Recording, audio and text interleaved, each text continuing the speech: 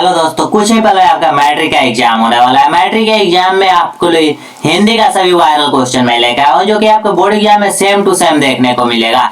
यह मैं जो क्वेश्चन आज आपको अभी कराने जा रहा हूँ secondary school examination BSCB Patna के द्वारा जारी किया गया है, जो कि हिंदी का है और 2024 के लिए स्पेशलिस्ट जारी किया गया है, जो कि आपके बोर्ड एग्जाम में सेम टू का भी देखने को मिलेगा। यही क्वेश्चन टाइमिंग सेम वही रहेगा, 3 घंटा 15 मिनट। क्वेश्चन डबल रहेगा, ऑब्जेक्टिव 100 क्वेश्चन रहेगा, जिसमें से 50 को आपको जवाब देना है। सही क्वेश्चन इंपोर्टेंट है, जो कि आपके बोर्ड एग्जाम में पूछा जाएगा। इससे बाहर कोई भी क्वेश्चन नहीं पूछा जाएगा। जितना कोई मैं क्वेश्चन करा रहा हूँ बुक प्लस ग्रामर, इसमें आपको बुक से A to Z question plus grammar के सभी इंपोर्टेंट क्वेश्चन मिलेगा। टोटल 100 ऑब्जेक्टिव क्वेश्चन मिलेगा। सभी यही क्वेश्चन आपके बोर्ड एग्जाम में छपने वाला है। इससे बाहर एक भी क्वेश्चन नहीं आएगा। तो अगर आप भी चाहते हैं कि 100 में 100 मार्क्स लाए तो इस वीडियो को पूरा एंड तक देखिएगा और चैनल को सब्सक्राइब कर लीजिएगा। चलिए मैं क्लास को स्टार्ट करता हूँ। टाइम बहुत कम है, कुछ ही पल में आपका मैट्रिक का एग्जाम जो कि हिंदी सब्जेक्ट का होने वाला है। हवा शब्द का लिंग निर्णय कीजिए। हवा क्या होता है, आपको जब पढ़ा रहे थे लिंग निर्णय, लिंग क्या होता है, इसमें स्त्रीलिंग क्या होता है, पुल्लिंग क्या होता है, उभयलिंग क्या होता है, तो आप मुझे जल्दी से जवाब दे दीजिए कि हवा शब्द का लिंग निर्णय क्या होगा, स्त्रीलिंग है या पुल्लिंग होगा या उभयलिंग होगा। हवा क्या होता है, तो हवा क्या होता है, स्त्रीलिंग। बिल्कुल राइट आंसर, हवा स्त्रीलिंग होता है। कई बार बता चुके हैं हवा क्या होता है, तो हवा स्त्रीलिंग होता है। चलिए नेक्स्ट क्वेश्चन आपके बुक से लिए गए हैं, जो कि चैप्टर का राइटर का नाम दिया है नलिन बिलोचन शर्मा जी का जन्म कब हुआ। नलिन बिलोचन शर्मा जी का जन्म कब हुआ है हमें बताना है। तो नलिन बिलोचन शर्मा जी का जन्म कब हुआ, 18 फरवरी 1916 ईस्वी। चलिए ऑप्शन नंबर है, जो लोग ऑप्शन नंबर ए लगा रहे हैं बिल्कुल राइट आंसर है। टाइम बहुत कम है, टाइम बहुत कम है, एग्जाम काफी पास है। कुछ ही पल में आपका एग्जाम शुरू होने वाला है। एग्जाम शुरू होने वाला है तो जल्दी जल्दी 100 ऑब्जेक्टिव क्वेश्चन देख के एग्जाम हॉल में जाइए।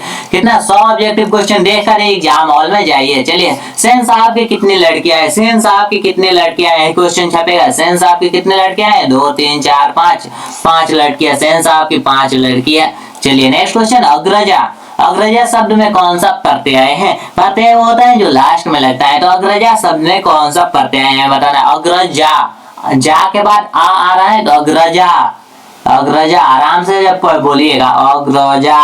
जा के बाद आ बोल रहे हैं, आ, जो कि ऑप्शन नंबर डी हो जाएगा। कौन प्रत्यय है, तो क्या हो जाएगा। मदन किसका बेटा है। मदन जो है वह किसका बेटा है हमें बताना है। मुखर्जी साहब की, सेन साहब की, या ड्राइवर का, या गिरधर का। मदन जो है गिरधर लाल का लड़का है। किनका, तो गिरधर लाल का लड़का है। नेक्स्ट क्वेश्चन है, महारानी विक्टोरिया के द्वारा किसे नाइट की उपाधि प्रदान की गई थी। महारानी विक्टोरिया के द्वारा किसे नाइट की उपाधि प्रदान की गई, किसे नाइट की उपाधि प्रदान की गई थी। मैक्स मुलर को महारानी विक्टोरिया के द्वारा नाइट की उपाधि प्रदान की गई थी। किसको, तो मैक्स मुलर को, जो कि ऑप्शन नंबर बी इसका राइट आंसर होगा। मैक्स मुलर काफी इंपोर्टेंट क्वेश्चन है और या तो एग्जाम हॉल में आपको सेम टू सेम यही क्वेश्चन देखने को मिलेगा। चलिए हिंदी का विधा में पद्मावत का आवर्तक कौन है। हिंदी का विधा में प्रपधावक का अपवार्तक कौन है। तो इसमें अपवार्तक कौन है हमें बताना है। इसका अपवार्तक कौन है, तो इसका अपवार्तक नलिन बिलोचन शर्मा जी है, जो कि ऑप्शन नंबर बी हो जाएगा। आत्मसात शब्द में प्रत्यय कौन सा है। आत्मसात शब्द में कौन सा प्रत्यय है बताना है। आत्मसात, लास्ट क्या, आत्मसात, आत्मसात, तमसात, आ हो जाएगा एक शब्द तमसात, जो कि ऑप्शन नंबर बी हो जाएगा। इसमें तमसात प्रत्यय होगा। चलिए नेक्स्ट क्वेश्चन दिए गए हैं कि विचार और वितर्क किस लेखक की रचना है। विचार और वितर्क जब चैप्टर के राइटर जो है उनके जीवनी पढ़े होंगे तो उसमें एक रचना दिए गए हैं, विचार और वितर्क। क्या किसकी रचना है हमें बताना है। तो विचार और वितर्क किसकी रचना है। हजारी प्रसाद द्विवेदी के जब जीवनी पढ़े होंगे तो उन्हीं के द्वारा एक रचना दी गई है, जिस रचना का नाम है विचार और वितर्क। चलिए नेक्स्ट क्वेश्चन, नाखून बार बार काटते रहना और अलंकृत करते रहना निरूपित करता है या क्या निरूपित करता है। नाखून बार बार काटते रहना या क्या निरूपित करता है। सौंदर्य बोध और संस्कृति की चेतना का, सौंदर्य बोध और संस्कृति की चेतना का जो कि आपको निरूपित कर रहा है क्या, तो बार बार नाखून काटना क्या निरूपित करता है। सौंदर्य शास्त्र और संस्कृति चेतना को निरूपित करता है। नेक्स्ट क्वेश्चन ये है, घृणा शब्द का विलोम शब्द क्या होगा। घृणा, घृणा करते हैं एक दूसरे से, तो घृणा का विलोम शब्द क्या होगा, मतलब उल्टा क्या होगा। तो घृणा का उल्टा प्रेम हो जाएगा। घृणा करते हैं तो प्रेम करते हैं, उल्टा हो जाएगा उसका प्रेम। नेक्स्ट क्वेश्चन है, भीमराव अंबेडकर के विख्यात भाषण एनिहिलेंस ऑफ कास्ट का हिंदी रूपांतरण किसने किया। काफी इंपोर्टेंट क्वेश्चन है। एनिहिलेंस ऑफ कास्ट का हिंदी रूपांतरण किसने किया, हिंदी में इसको किसने परिवर्तित किया हमें बताना है। तो हिंदी रूपांतरण किसने किया, तो ललाई सिंह यादव के द्वारा इसका हिंदी रूपांतरण किया गया है। नेक्स्ट क्वेश्चन, कुल 4 आदमी है। क्या, एक वाक्य दिया गया है, कुल 4 आदमी है, 4 के नीचे यहाँ पर आपको क्रॉस देखने को मिलेगा, क्रॉस मार्क है, तो कुल 4 आदमी है। क्वेश्चन क्या है, कुल 4 आदमी है, रेखांकित शब्द में कौन पदबंध है। यहाँ 4 के नीचे क्रॉस दिया गया है, रेखा किया गया है, तो इसमें कौन सा पदबंध है, तो 4 में कौन सा पदबंध है बताना है। जो 4 में यहाँ पर संज्ञा, विशेषण, सर्वनाम और क्रिया, तो हमें 4 में कुल 4 आदमी है, तो इसमें विशेषण पदबंध हो जाएगा। कौन विशेषण, विशेषण पदबंध है, जो कि ऑप्शन नंबर 20 का राइट आंसर होगा। नेक्स्ट क्वेश्चन दिया गया है कि उसने अपने मित्र को पुस्तकालय खरीदा, उसने अपने मित्र का पुस्तकालय खरीदा, वाक्य कैसा है, उसने अपने मित्र का पुस्तकालय खरीदा, तो ये आपकी एक सरल वाक्य है, उसने अपने मित्र को पुस्तकालय खरीदा, तो यह एक सरल वाक्य है जो कि सरल भाषा में। नेक्स्ट क्वेश्चन दिया गया है कि नक्षत्र लोक किस लेखक की कृति है। नक्षत्र लोक जो है यह किस लेखक की कृति है, लेखक के जीवनी पढ़े होंगे तो जीवनी के अंदर इनकी कृति दी होती है, तो यह किस लेखक की कृति है, नक्षत्र लोक। तो नक्षत्र लोक जो है यह आपका गुणाकर मूल्य की कृति है, किनका, तो गुणाकर मूल्य की कृति है नक्षत्र लोक। नेक्स्ट क्वेश्चन है कि जिसकी उपमा दी जाए, इसके लिए एक शब्द क्या होगा, अनेक शब्द का एक शब्द आप लोग पढ़ेंगे, तो जिसकी उपमा दी जाए, जिसकी उपमा दी जाए, इसके लिए एक शब्द होगा उपमेय। क्या होगा, उपमेय हो जाएगा। नेक्स्ट क्वेश्चन है मराठी भाषा की लिपि क्या है। मराठी भाषा की लिपि क्या है हमें बताना है। मराठी भाषा किस लिपि है, तो मराठी भाषा की लिपि देवनागरी लिपि हो जाए, क्या है, देवनागरी। नेक्स्ट क्वेश्चन है कि धारा नगरी कौन सा परमार शासक विद्यानुरागी है। इनमें से धारा नगरी जो है कौन सा परमार शासक विद्यानुरागी है हमें बताना है, तो कौन सा परमार शासक विद्यानुरागी है, तो भोज हो जाएगा, भोज। नेक्स्ट क्वेश्चन देखते हैं, काफी इंपॉर्टेंट क्वेश्चन, यही सब क्वेश्चन छपने वाला है, टाइम बहुत कम है, जल्दी जल्दी एक बार रिवीजन करके और जाइए एग्जाम हॉल में छाप के आइए। 100 में 100 कितना, तो 100 में 100 नंबर मिलेगा, हिंदी में कोई रोक नहीं सकता। चलिए, महाविद्यालय नामक कहानी संग्रह किसकी रचना है। महाविद्यालय नामक कहानी संग्रह है विनोद कुमार शुक्ल जी की रचना है, क्योंकि विनोद कुमार शुक्ल। नेक्स्ट क्वेश्चन, बहादुर की माँ गुस्से में पागल क्यों हो गई थी। बहादुर की माँ जो है वो गुस्से में पागल क्यों हो गई थी। बहादुर ने भैंस को मारा था, इसलिए बहादुर की माँ गुस्से में पागल हो गई थी। किस लिए, तो बहादुर ने भैंस को मारा था इसलिए। नेक्स्ट क्वेश्चन है कि उसने सोवियत संघ पर आक्रमण किया। उसने सोवियत संघ पर आक्रमण किया। सोवियत संघ पर किसने आक्रमण किया, सोवियत संघ पर किसने आक्रमण किया, तो किसने आक्रमण किया है, चलिए हिटलर ने। जो भी ऑप्शन नंबर बी के साथ जा रहे हैं बिल्कुल राइट आंसर, हिटलर के द्वारा आक्रमण किया गया। नेक्स्ट क्वेश्चन है कि यदि मनुष्य परिस्थितियों का नियामक नहीं है, यदि मनुष्य परिस्थितियों का नियामक नहीं है, तो परिस्थितियां भी मनुष्य की नियामक नहीं होगी। परिस्थितियां भी मनुष्य की नियामक नहीं है। तो आपको इस वाक्य में वाक्य पूरा कर देना है। यहाँ मनुष्य के बाद का वाक्य क्या होना चाहिए। यदि मनुष्य परिस्थितियों का नियामक नहीं है, तो परिस्थितियां भी मनुष्य के नियामक नहीं है। ऑप्शन नंबर बी हो जाएगा, परिस्थितियां भी मनुष्य के नियामक नहीं है। नेक्स्ट क्वेश्चन दिया गया है कि गुदगी का लाल मुहावरे का अर्थ क्या होगा। गुड्डी का लाल, तो गुड्डी का लाल मुहावरे का अर्थ क्या हो जाएगा, गरीब के घर में गुणवान का उत्पन्न होना।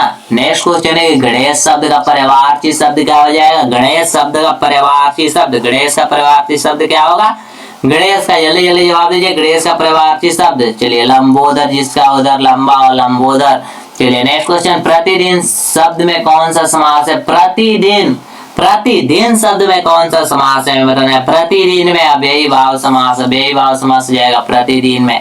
नेक्स्ट क्वेश्चन, यशोधारा शब्द का संधि विच्छेद क्या होगा। यशोधारा, यशोधारा शब्द का संधि विच्छेद यशोधनधारा, यशोधनधारा, यशोधनधारा हो जाएगा, जो कि ऑप्शन नंबर ए होगा, यशोधनधारा। नेक्स्ट क्वेश्चन, इनमें शुद्ध वाक्य कौन सा है, इनमें से सही वाक्य कौन सा है हमें पहचानना है। शब्द तो केवल संकेत मात्र है, इनमें शुद्ध वाक्य कौन है बताना है। शब्द तो केवल संकेत मात्र है, शब्द तो केवल संकेत मात्र है, यह भी एक शुद्ध वाक्य नहीं होगा। शब्द तो केवल संकेत है, शब्द तो केवल संकेत है, यह भी नहीं होगा। शब्द तो केवल संकेत मात्र ही है, शब्द तो केवल संकेत मात्र ही है। 3 नंबर ऑप्शन दिया है, शब्द तो केवल संकेत मात्र ही है। और हमें क्वेश्चन में दिए गए हैं इनमें शुद्ध वाक्य कौन सा है, तो इनमें तो कोई वाक्य शुद्ध नहीं लग रहा है, जो कि आपको शुद्ध वाक्य बताना है। शब्द तो केवल संकेत मात्र है, शब्द तो केवल संकेत है, शब्द तो केवल संकेत मात्र हैं। अच्छा, ऑप्शन नंबर डी में इनमें से कोई नहीं, इनमें से कोई नहीं होगा, कोई इनमें शुद्ध वाक्य नहीं लग रहा है। पूरा का पूरा वाक्य शुद्ध होना चाहिए, तब हम उस ऑप्शन पर टिक करेंगे, लेकिन हमें शुद्ध वाक्य बताना है तो इसमें कोई शुद्ध वाक्य नहीं है, जो कि ऑप्शन नंबर डी हो जाएगा। नेक्स्ट क्वेश्चन, कवि घरानंद किस बादशाह के यहाँ मुरमंसी के काम करते थे? किस बादशाह के यहाँ मुरमंसी का काम करते थे? मोहम्मद शाह रंगीले के यहाँ मुरमंसी का काम करते थे। नेक्स्ट क्वेश्चन, जन्म से 6 घंटे बाद किनकी माता का देहांत हो गया? जन्म से 6 घंटे के बाद किसकी माता का देहांत हो गया? सुमित्रानंद पंत की माता का देहांत हो गया जन्म के 6 घंटे बाद। नेक्स्ट क्वेश्चन है कि फावड़े की और हल राजदंड बनाने को यह पंक्ति किस कवि से ली गई है? फावड़े और हल राजदंड बनाने को, यह जो लाइन है, इतना जो लाइन आप पढ़ रहे हैं, यह लाइन किस पंक्ति, किस कविता से ली गई है? किस कविता का यह लाइन है? तो यह जनतंत्र का जन्म जो कविता पढ़े होंगे, इस कविता का लाइन है फावड़े और हल।